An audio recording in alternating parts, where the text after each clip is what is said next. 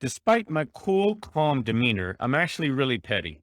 Now, I'll tell you exactly how in a little bit, but first, let me tell you a story. Over the years, I've had a handful of people tell me that my daughters were smartass. These were grown adults calling my kids names.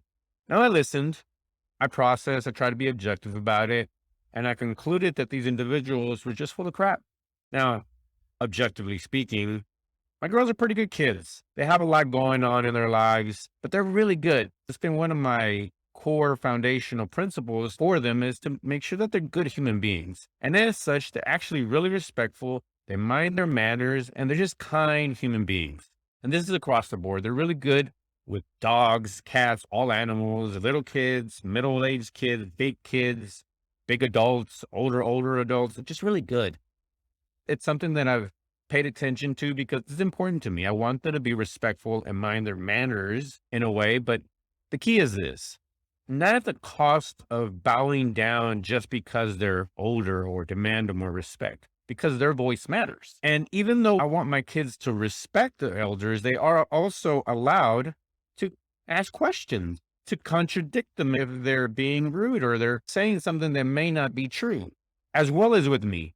They're allowed to argue with me. They're allowed to debate me. They're allowed to have a different opinion because it's important to me that they have their own free thought. And if they can express it and prove to me through their discussion, through their argument that their point is right, I will back down.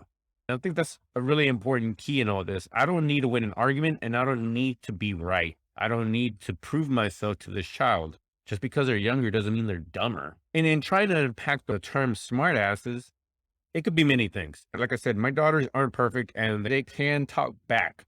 But if you're being a jerk, then you're saying is that you don't want this child to talk back to you. You don't want that back and forth. I get it. I really do. However, if you're being a jerk to my kid, then my kid is, in my opinion, allowed to respond with the similar energy that you're giving them. Do you understand where I'm going with this? And I know that can be controversial because there's a lot of people that believe that kids are just supposed to be obedient and respect their elders at all costs. I'm sorry. I've concluded that just because people are older doesn't make them smarter. That just makes them older. If they were dumb and ignorant and ugly when they were kids, they're probably just going to be the very same thing when they're older. And now my kids are supposed to bow down and not question them because they're older.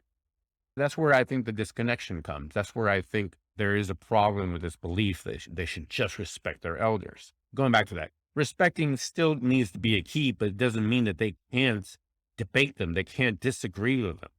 And here's another thing that I find to be fascinating.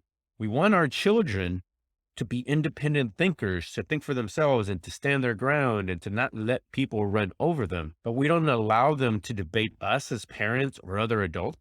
How are they supposed to get that practice and training? And that is the crux of it all. Therein lies the rub. And that's where we have the problem. As adults, we're calling kids smartass. We're name calling. We're being insulting to them. That seems really weird, backwards, and asinine to me. If your argument is valid, if what you say is right as an older person, then your argument should stand its ground. It should be able to stand some scrutiny from some little teenage kid.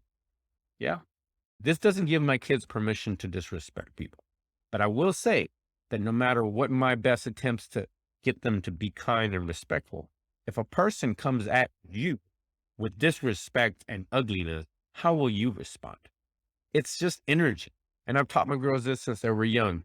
If you go at your sister with anger and resentment, how do you expect your sister to respond? Probably to be with the same energy. So to expect your sister to be kind to you while you're being mean and ugly to her is unrealistic. And the same thing is in the real world. If someone comes at you with negative and hateful energy, being able to stay positive and not respond with that same energy is unrealistic. That expectation is just not real. So my argument is this. Let your kids argue with you. Let them debate with you. As long as it's a true debate and a true argument in which both people are allowed to speak and present their case, it should be fine. Then you're raising a child that's a critical thinker and can present his or her point in a way that could persuade the other individual without having to resort to just screaming. And the worst case scenario for me as an adult is if you rattle off the whole, well, I'm the adult and you're the kid point of view. That to me just makes no sense. That means that you couldn't withstand the scrutiny and you couldn't argue in a respectful way, that you just shut the whole thing down and said, "Hey, you're a kid, you know nothing." I know kids don't know a lot about a lot, but it doesn't mean they're not able to see things and process things that we are not able to do anymore because we're so old, alienated, and set in our ways. Kids are pretty genius, pretty brilliant because of that, because they can look at something from an outside perspective that we have not been able to do in years. So yes, about my petting. Years ago, I had a handful of people tell me that my kids were smartasses. And although I didn't agree with them, I am petty. So I bought the domain smartasskids.com. And it just sat around for a while until recently. I decided to finally dress it up because years have passed and now my girls are starting to accomplish things and become who they are and will be in life. And those smart ass kids have grown to be pretty smart ass people and little young adults. And for that, I'm very proud. I want to feature them in a way that kind of dismisses that and addresses it all at the same time. Basically, it's the improv trading in me. Yes, my kids are smart asses, and let me feature them on their own website, smartasskids.com. My kids are smart asses, I suppose. And as such, as their father, I'm extremely proud of my kids and I will fight for them and I will stand up to some scrutiny. And I guess you could say the apples don't fall far from the tree. Thank you for watching today's video. If you enjoyed it, then I think you really will like this video where I talk about the lessons that we can learn from Pixar and Marvel on how to tell better stories that make an impact on our children for generations even. Make sure to like this video and subscribe to stay up to date on any and all videos that I post. And until the next time, bye bye.